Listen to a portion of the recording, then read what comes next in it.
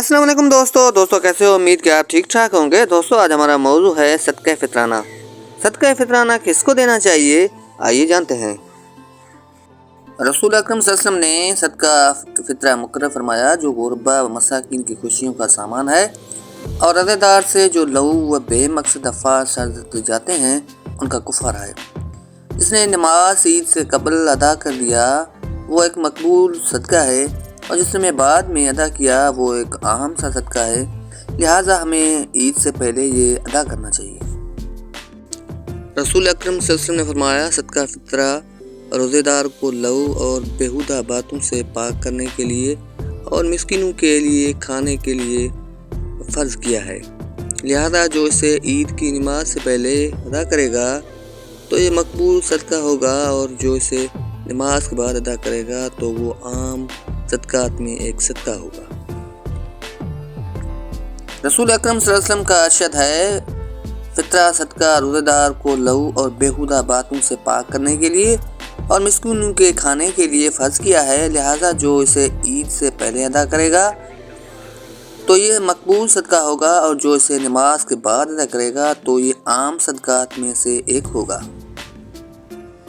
सदक़े की फजीलत। रसूल अकरम सल्लल्लाहु अलैहि वसल्लम ने फरमाया जिसने पाक कमाई से खजूर के बराबर सदका किया तो अल्लाह ताला उनको अपने दाएं हाथ में लेता है और अल्लाह सिर्फ पाक कमाई को ही कबूल करता है, फिर उसको खैरात करने वाले के लिए पालता रहता है जिस तरह तुम में से कोई शख्स अपने बिछड़े को पालता है, यहाँ तक कि वो खैरात पहाड़ के बराबर हो जाती है। दोस्तों सदके के कुछ ये भी फ़ज़ाइल हैं।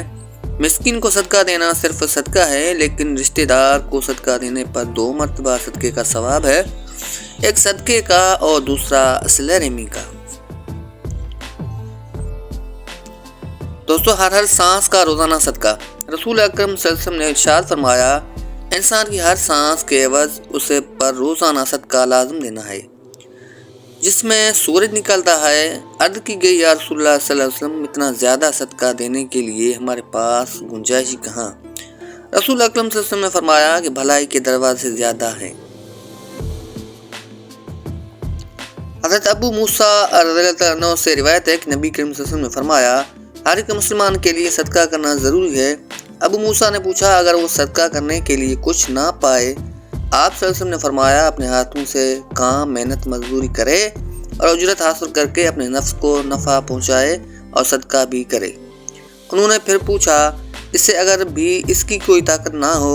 आपने फरमाया वो किसी मुसीबत ज़दा हालत हाजत ज़दा की मदद करे। उन्होंने कहा अगर वो उसकी भी ताकत ना रखे। आपने फरमाया वो नेकी या भलाई का हुक्म करे। उन्होंने फिर पूछा अगर वो भी ना कर सके। आपने फरमाया दूसरों को नुकसान पहुंचाने से बाद यकीनन ये भी सदका है। ज़कात फितरा। इमाम सादिक अलैहिस्सलाम ने फरमाया ज़कात फितरा अदा करना रोज़े को मुकम्मल करता है, जिस तरह के रसूल खुदा और उनकी आल पर सलवात पढ़ना नमाज को मुकम्मल करता है। फितरा कब अदा करना चाहिए। जिसने नमाज ईद से पहले फितराना अदा कर दिया उसका ये मकबूल सदका है और जिसने नमाज के बाद अदा किया तो वो एक आम सदका है, सदका फितर नहीं। सदका फितर। हुज़ूर अकरम सल्लल्लाहु अलैहि वसल्लम ने इरशाद फरमाया बंदे का रोज़ा आसमान व ज़मीन के दरमियान मौलिक रहता है जब तक सदका फितरा अदा ना करे। सदका। जब इंसान अपने हाथ से सदका देता है तो उस वक्त सदका 5 बातें कहता है। मैं फ़ानी माल था तुमने मुझे बका दी, मैं तेरा दुश्मन था लेकिन तुमने अब मुझे दोस्त बना लिया। आज से पहले तू मेरी हिफाजत करता था, आज से मैं तेरी हिफाजत करूँगा। मैं हकीर था तूने मुझे अजीम बना दिया, पहले मैं तेरे हाथ में था और अब अल्लाह ताला के हाथ में।